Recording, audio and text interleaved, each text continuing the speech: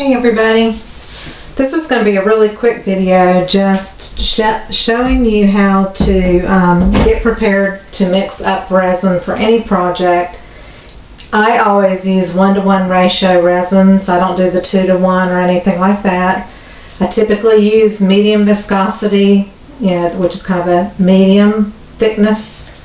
I have the best results with that. There is some fast cure resins that have longer working times that people are using for bloom effects and stuff, but I just typically use a medium viscosity no matter what brand. So you'll have your equal parts of B and A, and I'm going to show you how that I go about mixing, and I always have my little bathroom cups and piping bags and stuff ready if you're wanting to do a bloom effect or something like that. I'll have my different pigments, micas, glitter, just whatever you want, but this is just a general mixing video. You want a container that's you got more space than the amount that you need to mix. So like today I'm mixing about 16 ounces or so, maybe 18 ounces of resin. And so I need a cup that has more space than that so that you're not trying to mix it with your resin right at the top. So that's just an important note. I've got an infrared heat tool, and you can shoot your little laser into the resin, and like right now the room is about 75 degrees. Always err on the side of caution. It's still a chemical, and it's still a chemical reaction even if there's no VOCs, low odor.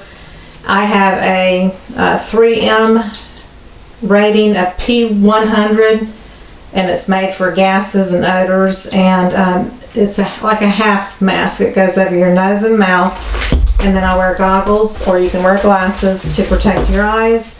Just always be safe. I've got a timer. And typically most resins take about 5 minutes to mix, so I'll start my timer when I get ready to mix. A little spoon for mica powders or beads or anything that you need to scoop up and put into your resin. I like a skewer to drag and make a design. Tweezers, little sticks. I like a really thick, long, big stick for my big container to mix. You don't want your fingers close to your resin where it's harder to mix that way. Another point, when you're doing equal parts A and B, the B is always thinner than the A, so always put B in first and then A.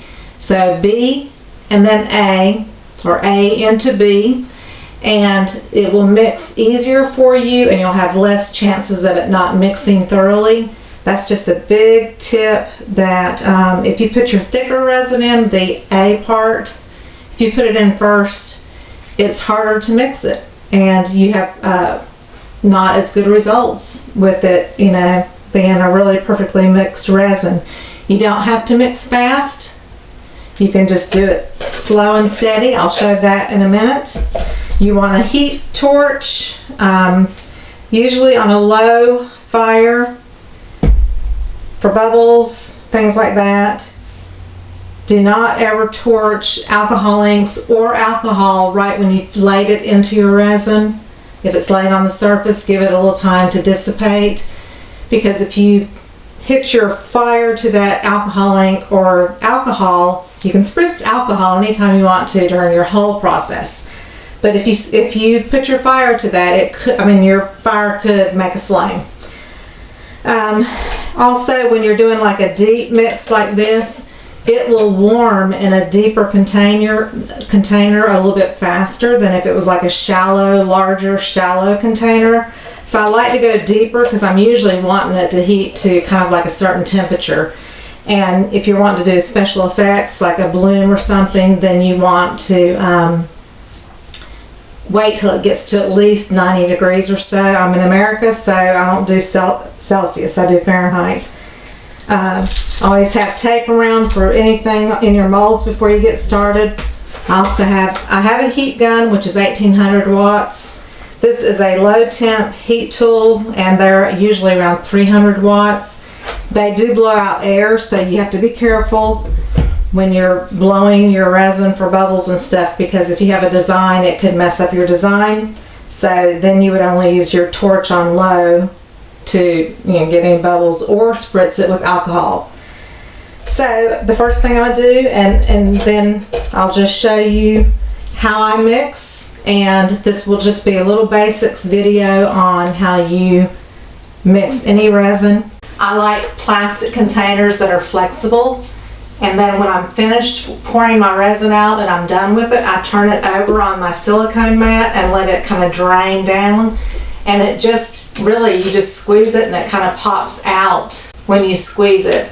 There are silicone cups like this, and you can do that with silicone cups. I find it a little bit easier in a more rigid plastic container that has some flex to it. I also love these, and this is in my Amazon link. Everything's below the videos in my Amazon link.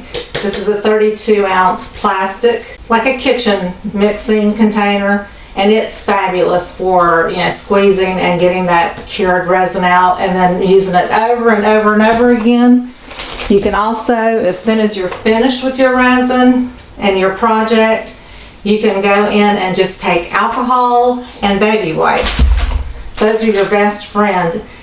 Alcohol and baby wipes work better together to get resin off of gloves, skin, surfaces, plastic containers. They work better than alcohol and paper towels. Something about the baby wipes with the alcohol is a bonus. I'm going to put my mask and goggles on, and we're going to mix up my resin for my next project that I'm working on. And I'll just look at my little ounces on the side to know that I want equal amounts of B and A.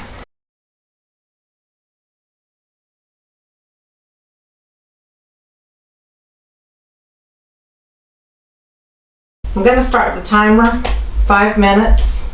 So here I've started the timer, and here is how I mix. I don't go fast. I just go around. Sometimes I go back and forth, or like a figure 8. Once in a blue moon, I'll scrape my stick off and put it back in and keep mixing. And you're just going to do this. It doesn't have to be fast. You just need to do consistently, and to make sure and go around the edges occasionally as you're mixing to ensure that it's fully all mixed up, all the A and B together. And you'll do this consistently for 5 minutes. So I'm going to put my mask back on and keep mixing.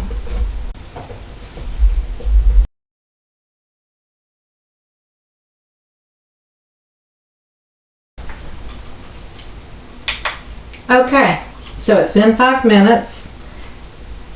If you're ever doing a bloom effect, or where you want some kind of effect, you're always going to go ahead and start your timer. So I'm going to clear it and hit start, and we're going to keep an eye on the time. I'm also going to keep an eye on the temperature, and that's only when you're doing an effect. If you're just doing a straight layer of color or clear, you don't have to really worry about the timing. I'll show you how the infrared thermometer works. You just turn it on, point it in. So right now, and it can be different temperatures on the outside of the cup and in the middle, but it's around 75 degrees, so we've got a ways to go to actually start using it for a bloom effect or a 3D effect. But it'll automatically turn itself off, so we'll keep an eye on the time. This is the generic version of mixing any medium viscosity resin, so you can move on to your next project. I hope you learned something from this. Again, always be safe. Gloves, goggles or glasses, and a mask over your nose and mouth. There's also full face masks, and I have one, but I get claustrophobic. So this is the generic mixing version. Thank you for watching, and please subscribe. Love you all.